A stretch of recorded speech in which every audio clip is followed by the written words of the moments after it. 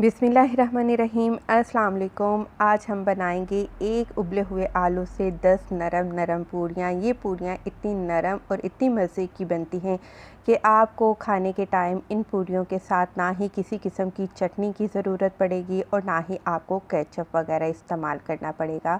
तो ये best recipe है पूरी की, जो कि बड़ी ही नरम और मसालेदार बनकर तैयार होती हैं। तो आलू की पूरियाँ आज हम बनाएंगे मैदे के साथ। आप चाहें तो सिंपल गंदम का आटा भी इस्तेमाल कर सकते हैं। यहाँ पर मैंने ले लिया है 2 कप मैदा, जो कि बाय वेट 500 ग्राम यानी कि आधा किलो है। इसमें आपने एक बड़े साइज़ का आलू या फिर 2 मीडियम साइज़ के उबले हुए आलू आपने इसमें डाल देने हैं। आलू को आपने इतना पीसना है कि कोई भी मोटा मोटा पीस आलू का नज़र नहीं आना चाहिए।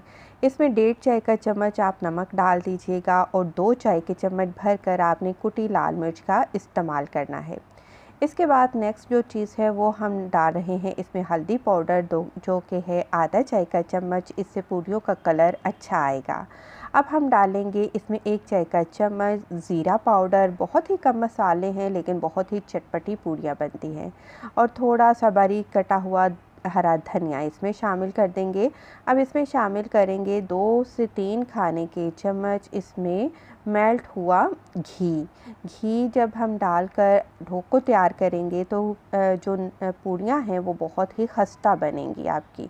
तो तमाम चीज़ों को एक दफ़ा गूंदने से पहले अच्छे से मिक्स करेंगे, क्योंकि आलू भी मॉइस्चर है, इनमें भी पानी है। तो पहले आटे को में इन आलूओं को अच्छे से मिक्स करेंगे ताकि हमें मालूम हो सके कि इसमें गूंदने के लिए और हमें कितना पानी चाहिए होगा।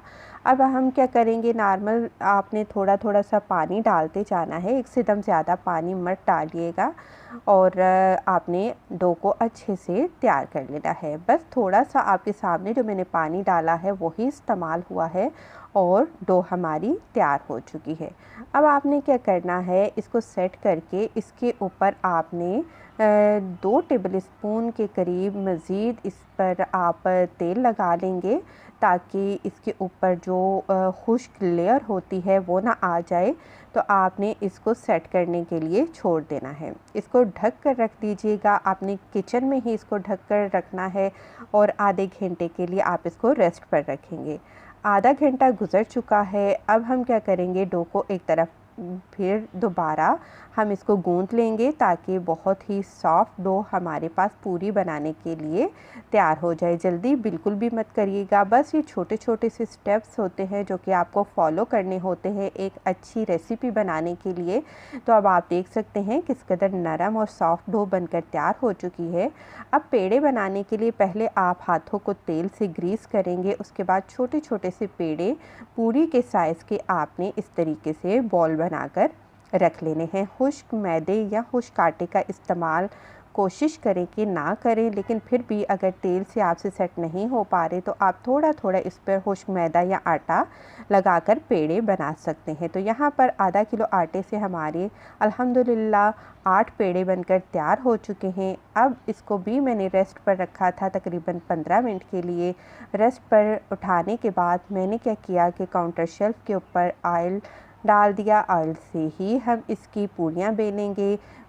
फिर भी अगर मैं कह रही हूँ कि अगर आपसे सेट नहीं हो पाती पूरी तो आप खुश्क आटे में भी इसको लपेट कर पूरी बना सकते हैं। तो बेलन को भी मैंने अच्छे से ग्रीस कर लिया है तेल के साथ। तो जितना मुमकिन हो सके तेल से ही इसको बेलें। और ये देखिए कितनी आसानी से कितनी नरम नरम हमारी पूरियाँ बेली जा रही हैं। लाजमी नहीं है कि बिल्कुल गोल ही बेली जाएं, कोई मसला नहीं, क्योंकि जब हम इसको उठाएंगे तो इसकी ख़ुद बहुत शेप आ जाएगी। ये देखिए एक पूरी आपने ना ही बहुत ज़्यादा पतली बेलनी है और ना ही बहुत ज़्यादा आपने मोटी बेलनी है। फ्राई करने के लिए बात लाजमी याद रखें कि जो तेल है वो अच्छे से गर्म होना चाहिए। जब तेल बहुत अच्छे से गर्म हो जाएगा तो फिर आपने फ्लेम को क्या करना है, मीडियम टू लो पर कर देना है। फिर पूरी डालें और इसके ऊपर इस तरीके से आप तेल डालेंगे तो पूरी आपकी खुद ब खुद फूलना शुरू हो जाएगी। तो ज़बरदस्त आपकी नरम नरम आलू की पूरियाँ बनकर तैयार हो जाएंगी। वीडियो पसंद आई है तो जाते जाते लाइक करते जाएं। खुश रहें। अल्लाह हाफ़िज़।